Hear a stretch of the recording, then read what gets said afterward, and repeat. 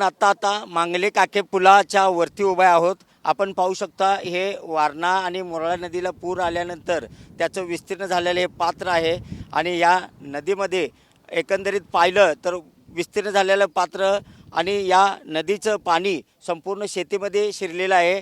या सभोवताली असणाऱ्या सर्व शेतीमध्ये हे नदीचं पाणी शिरलेलं आहे. एकंदरीत पाहिलं तर या ठिकाणी शिराळा तालुक्यात वारणा धरण परिसरात आणि चांदोली धरण परिसरात ढगफुटीसारखा पाऊस पडल्यामुळे या ठिकाणी नदीला पूर आलेला आहे. या ठिकाणी वारणा आणि मोराळा या दोन्ही नदींचा संगम या ठिकाणी होतो मांगलेजवळ आणि या पुलावरून मांगले काके पुलावरून आता पाणी घासून जायला सुरुवात झालेली आहे. या पुलाच्या खाली आता घासून पाणी जायला सुरुवात झालेली आहे. या ठिकाणचे स्थानिक जिल्हा परिषद सदस्य हनुमंतराव पाटील आपल्यासोबत आहेत. बापू सांगा कशा पद्धतीनं पाणी शेतीमध्ये घुसलेलं आहे?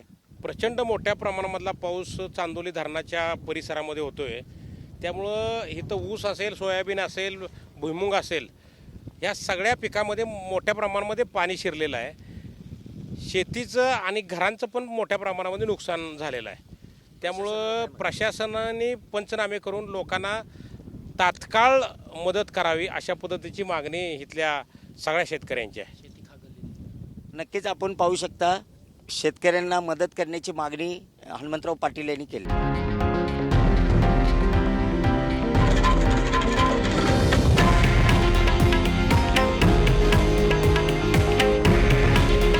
हे आहे देशातील नंबर 1 न्यूज नेटवर्क आणि आपण पाहत आहात TV9 मराठी. काळजी तुमची, हित महाराष्ट्राचं.